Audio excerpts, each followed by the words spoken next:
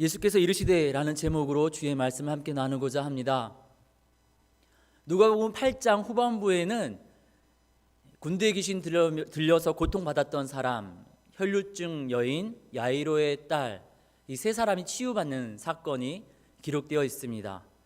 예수님은 누가복음 8장 후반부에서 그냥 병자들을 고쳐주시는 것이 아니라 좀 특이하게 여러 가지 이야기들을 하시면서 이 아픈 사람들, 고통 가운데 있는 사람들을 고쳐주시는 것을 우리는 말씀에서 보게 됩니다. 너의 이름이 무엇이냐?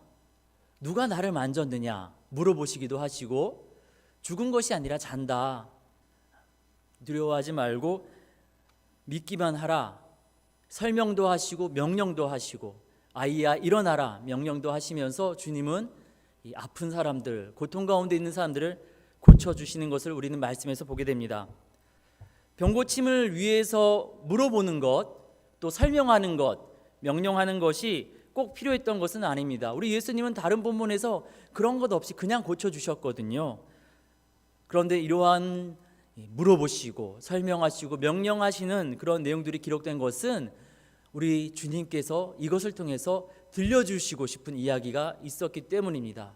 보여주시고 싶은 모습이 있었기 때문입니다. 함께 말씀 속에서 우리 주님의 모습을, 우리 주님의 이야기를 세 가지로 살펴보면서 우리 주님의 위로와 사랑을 누리는 우리 모두가 되기를 원합니다. 첫 번째로 우리 주님은 사람 자체로 그 사람을 소중하게 여기심을 보여주시고 계십니다. 그 사람이 누구이든 그 과거가 어떠하든 하나님의 형상으로 지음받은 사람이라면은 그 자체로 차별 없이 소중하게 바라보고 계십니다. 본문에서 치유받은 세 사람은 어떤 사람들입니까?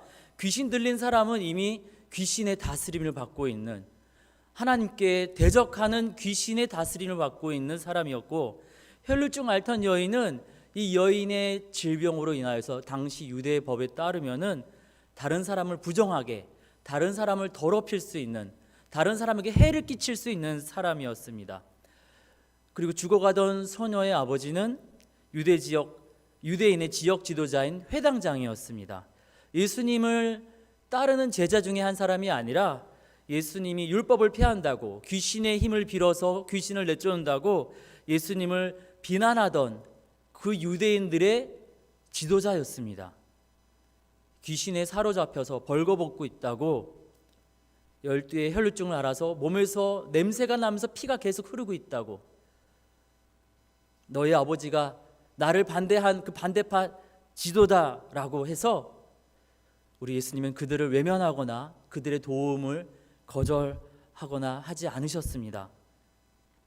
귀신 들린 사람, 혈루증으로 12년 동안 앓았던 그 여인이 무슨 죄 때문에 그러한 고통을 경험하게 되었는지, 그리고 지금 그들의 삶은 과연 거룩한지 그들의 과거도 현재도 물어보시지 아니하시고 그저 하나님의 형상으로 지음받은 사람이기에, 고통 가운데 있는 사람이기에 그저 한 사람 한 사람 만나주시고 이야기 나눠주시고 고쳐주셨습니다.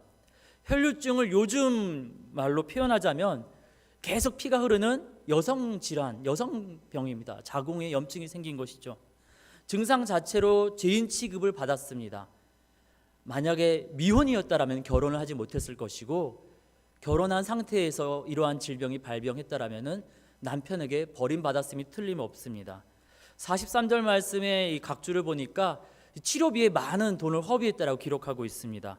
돈도 다 잃어버리고 가족에게, 친구들에게 버림받은 사회적 약자 중에 약자가 바로 이 혈루증 앓던 여인이었습니다. 반면에 회당장은 어떤 사람입니까? 신학적으로, 정치적으로 예수님의 반대파일지 모르지만 그 시대에 돈과 권력을 가진 그러한 힘 있는 사람입니다. 사회적 약자가 고침받고자 예수님께 다가왔을 때 우리 예수님, 나 저 사람한테 힘 있는 사람 먼저 돌아보고 그 다음에 넌 좀 나중에 보자, 생각해봐라, 힘 있는 사람 먼저 도와줘야 되는 거 아니냐, 뭐 이런 식으로 말씀하지 않으셨습니다.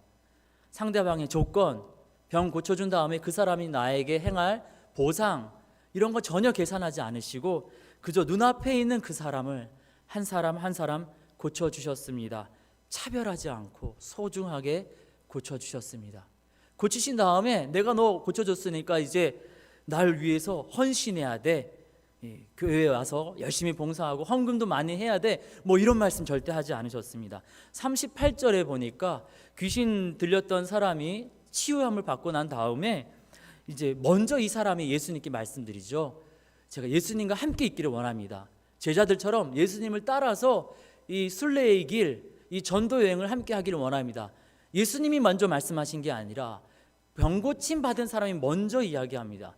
그때 우리 예수님 어떻게 응답하십니까? 39절 말씀 보니까 집으로 돌아가라 말씀하십니다.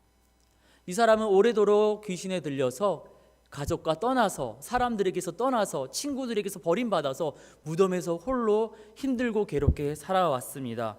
이제 회복되었으니 교회를 위해 헌신하라, 우리 주님 말씀하시는 것이 아니라 이제 사랑받아 했던 그곳, 가족에게로 돌아가라고, 친구들에게로 돌아가서 거기서 사랑받으면서 그 사랑을 받으며 그 자리에서 예수님 사랑, 하나님 사랑 전하라고 하십니다. 가족은 다 내버려두고 교회 일만 하라가 아니라 남편과 아내, 자녀와 부모님과 행복을 누리면서 주님 사랑을 나누라고 말씀하십니다. 열심히 일할 일꾼을 얻기 위해서 수단과 방법으로 고쳐주신 게 아닙니다. 그저 그 사람이 소중해서, 사랑해서 고쳐주셨기 때문입니다. 회당장의 딸이 살아났을 때 55절 말씀 보니까 아이에게 먹을 것을 주라 하시고 56절에 병 나은 것을, 살아난 것을 얘기하지 말라고 하십니다. 내가 살렸으니까 너 이제 내 증인, 내 앞잡이, 내 바람잡이 해야 돼, 이렇게 살리신 게 아니거든요. 아직 꽃도 피우기 전에 12살의 나이에 죽음을 맞이한 이 안타까운 소녀를 불쌍히 여기시고 소중하게 생각하셨기 때문에 살리셨습니다. 그래서 이 소녀에게 무엇인가 요구하지 않고 이 소녀가 죽었다가 살아났으니 안정을 누릴 수 있도록, 가족들과 함께 평강을 누릴 수 있도록 먹을 것을 나누며 이 소식조차 전하지 말라고, 그저 평안히 가족 가운데에서 위로받고 자연스럽게 회복할 수 있도록 시간을 가질 수 있도록 명하십니다. 예수님 당신의 명성보다 이 소녀의 평안이 더 소중하셨기 때문에 그렇게 말씀하시고 계십니다. 예수님이 이 병자들을, 아픈 사람들을 고쳐주실 때 하셨던 질문의 내용을 보아도 예수님이 이 사람들을 소중히 여기시고 보호하시려고 하셨다는 것을 우리는 깨닫게 됩니다.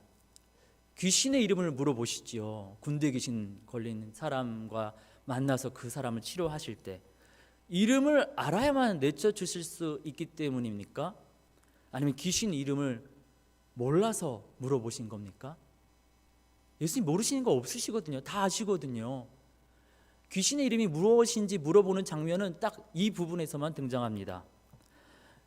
그 사람이 벌거벗고 무덤에서 미친 모습으로 살아왔습니다. 그리고 이제 예수님 만나서 나음을 입을 터인데 온전히 회복되었지만 이 사람 자체에게 이상이 있다라고 생각했던 주변인들은 이 사람을 받아들이기 쉽지 않았겠죠. 돌아가야 할 그 사회 앞에서, 돌아가야 할 가족과 친구들 앞에서 이 사람이 원래 나쁜 사람이 아니라 귀신에 의해서 고통받았던 피해자라는 것을 사람들 앞에서 예수님은 알려주시고자 하셨습니다. 다 아시면서 그래서 이름이 뭐냐고 물어보시고, 그리고 그 사람을 괴롭게 했던 군대 귀신이 다른 곳으로 빠져나가는 것을 보여주시면서 가족에게로, 사람들에게로 돌아갈 수 있도록 준비시키셨던 것입니다. 혈루증 여인을 고쳐주셨을 때 정말 누가 와서 예수님을 옷가에 손을 대었는지 몰라서 물어보셨을까요?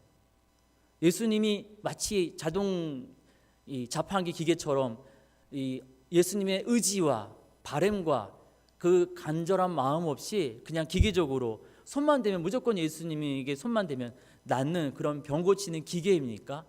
정말 모르셨을까요?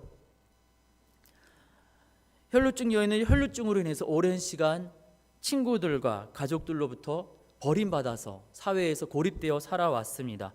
이제 병이 나았으니까 이제 가족에게로 돌아가고 또 친구들에게로 돌아가고 싶은데 그렇게 하기 위해서는 거쳐야 되는 과정이 있었습니다. 먼저는 자신의 이 병 나은 부위를 의사 역할을 하는 제사장에게 보여주고, 그리고 또 그것을 확인받은 다음에 정결 예식을 치러서 나 이제 병 나았습니다 하고 동네방네 사람들에게 알려준 다음에야 가족에게로, 친구들에게로, 사회로 돌아갈 수 있었습니다. 그런데 이 아픈 부위도 부위고 또 이미 돈을 다 허비했기 때문에 아픈 부위가 회복됐다고 제사장에게 보여주는 것도 쉽지 않고 정결 예식을 위해 제물을 사고 또 여러 가지 많은 것들을 하기에 돈도 없는 상황에 우리 주님은 그런 정결 예식 이런 것들이 필요 없도록 이 여인이 병도 나았고 죄 사함도 받았으니 사회로 돌아갈 수 있음을 모여있는 모든 사람들에게 외치고 계십니다. 바로 이 사람이라고. 이 사람 이제 여러분 앞에 돌아가도 괜찮다고. 그래서 사람들 앞에서 누구냐 좀 나와봐라, 너 이제 괜찮아, 나와서 이제 새 출발하라고 많은 사람들 앞에서 이 여인을 찾으셨던 것입니다. 그렇게 우리 주님은 사람 자체로 소중하게 생각하셨고 차별 없이 고쳐주셨고 그들의 삶이 소중하게 회복될 수 있도록 배려하셨습니다. 동일하게 저와 여러분 우리 모두를 소중하게 생각하셨기에 친히 자신의 생명을 내놓으시고 십자가에서 대신 죽으시고 또 우리도 그때 그들처럼 예수님으로 인하여서 삶 가운데 가족과 친구들 사이에서 다시금 복을 누리기를 기대하고 계십니다. 우리가 그 기대에 응답하여서 복을 누리며 더불어 우리도 그 마음 그 사랑을 본받아서 주변의 많은 사람들을 소중하게 여기고 차별 없이 소중하게 또 대하며 함께 그 사랑을 증거해 나가는 저와 여러분 우리 모두가 되기를 원합니다.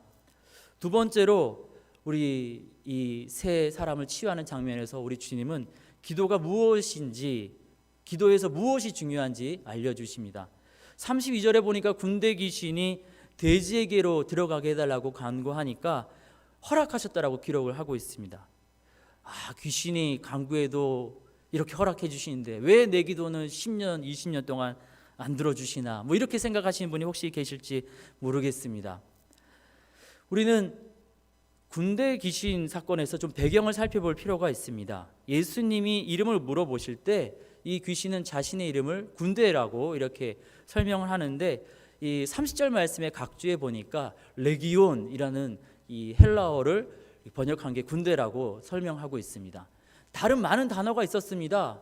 사람들이 모여있는 집단을 표현하는 단어가 많았고 군대를 가리키는 단어도 많이 있었지만 이 사람은 로마 제국의 여당급 군대 수천 명에 해당하는 레기온이라는 단어를 사용하고 있습니다.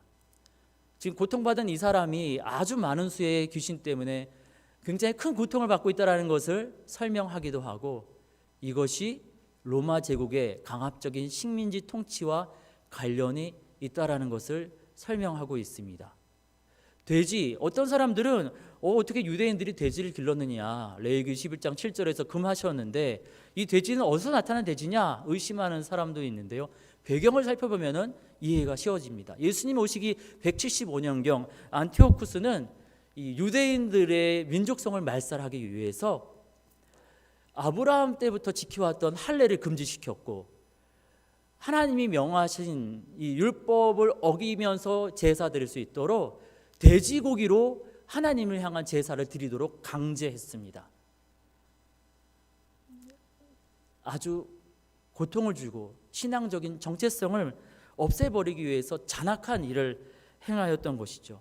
그리고 이 민족성을 없애버리기 위해서 우상 숭배를 하는 이방 민족을 그 땅에 강제 이주시켰습니다. 이주온 이방 사람들과 거기 주둔하고 있는 로마 군인들은 자신들이 즐겨 먹는 돼지고기가 필요했고 그들의 우상 숭배를 위해서 돼지고기가 필요했습니다. 돼지를 기르는 것이 옳지 않음을 알고 있음에도 불구하고 돈이 되니까 세상의 권력을 의지해서 힘을 얻어보고자 일부 유대인들은 탐욕의 눈이 멀어서 하나님도 버리고 이웃도 버리고 민족도 버리고 친 로마파가 되어서 이 돼지를 수천 마리 사육을 했던 것입니다.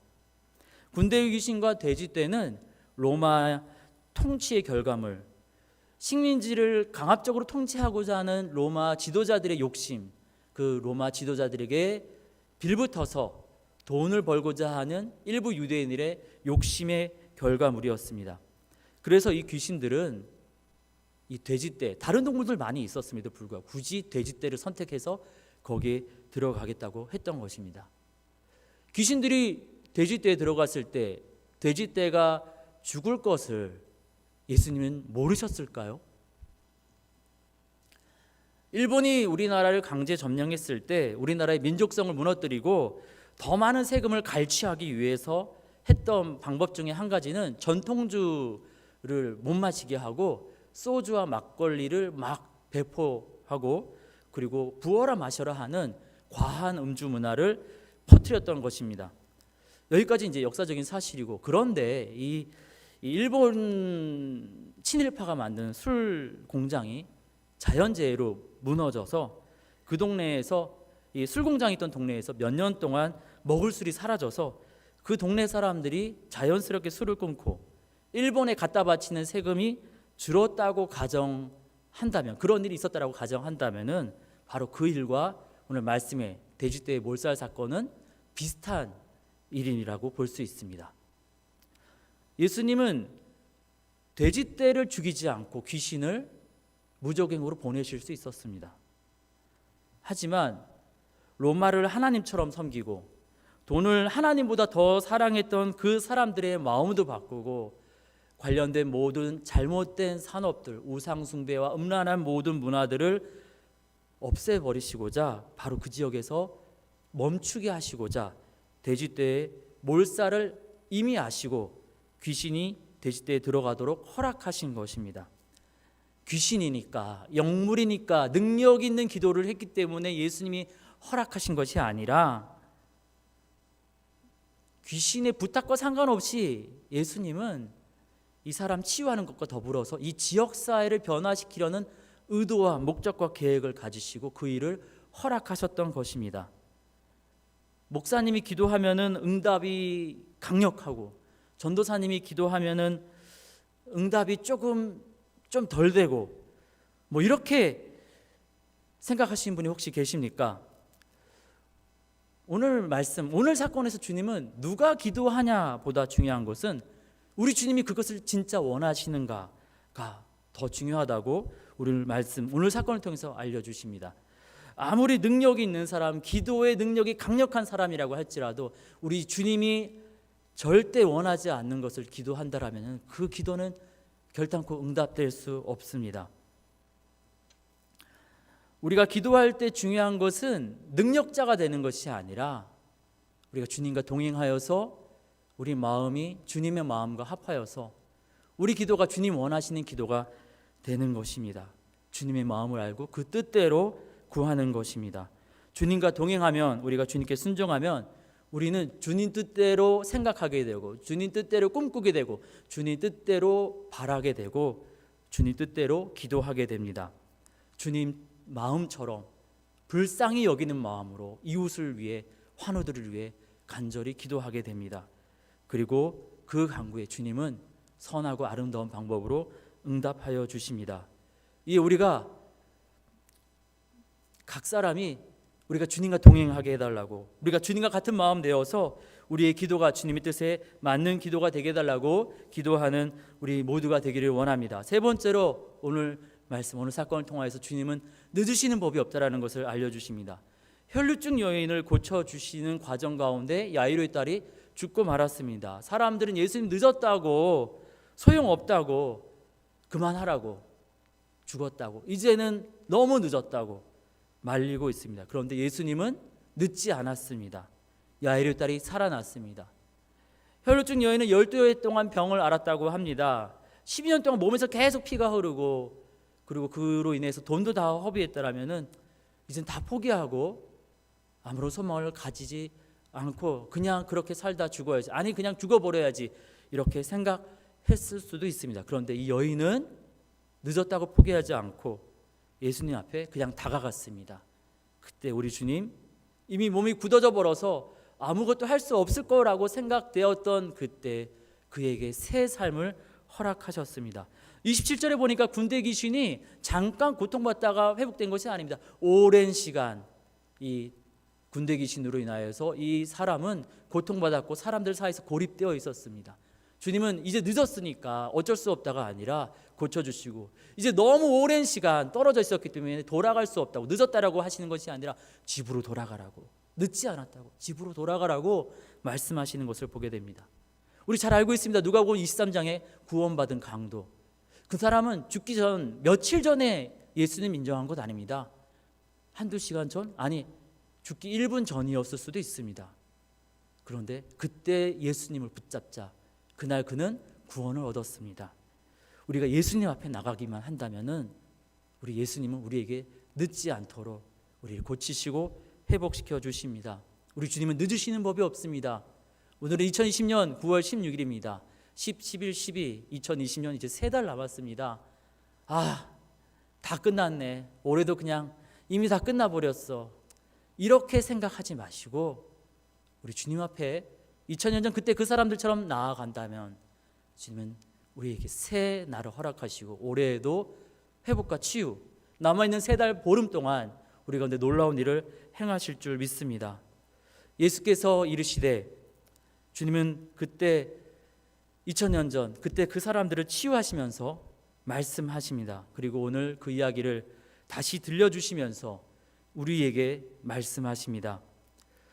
저와 여러분, 우리 모두를 차별 없이 소중하게 생각하신다고, 수단이 아니라 목적으로 우리의 평안을 주님이 간절히 원하신다고 말씀하십니다.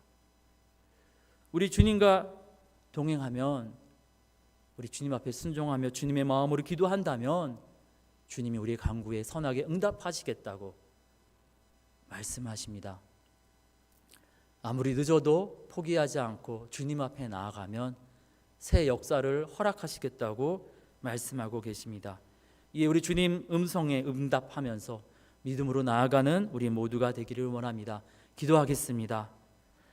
하나님, 오늘 말씀을 통해 우리 주님을 다시 보게 하시니 감사합니다. 2000년 전 그들을 고쳐주셨듯이 아파하고 눈물 흘리는 이 나라를 고쳐주시고 우리 교회, 우리 각 사람을 사랑으로 어루만져 주시고 치유해 주시고 새롭게 하여 주시옵소서. 우리를 소중히 여기심을 기억하며 우리도 이웃을, 사람들을 소중히 여기게 하여 주시옵소서. 능력 있는 기도자가 되기보다 주님의 마음을 가진 기도자가 되게 하여 주시옵소서. 늦었다고 포기할 것이 아니라 주의 은혜를 바라보며 끝까지 주님 손 붙잡게 하여 주시옵소서. 선한 인도하심을 구하오며 우리 주님 예수님의 이름으로 기도드립니다. 아멘.